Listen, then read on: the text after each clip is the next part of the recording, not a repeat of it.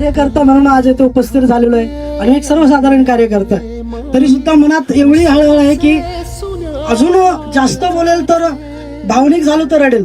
विरले सारे नशिबी आले निखारे उरी वादळ. आपण जर भोसरी गावाचा विचार केला आणि दादांचा जर विचार केला तर दादा हे असे एकमेव नेते आहेत महाराष्ट्रातले ज्यांनी भोसरी गावातल्या 3-3 पिढ्यांबरोबर काम केलेलं.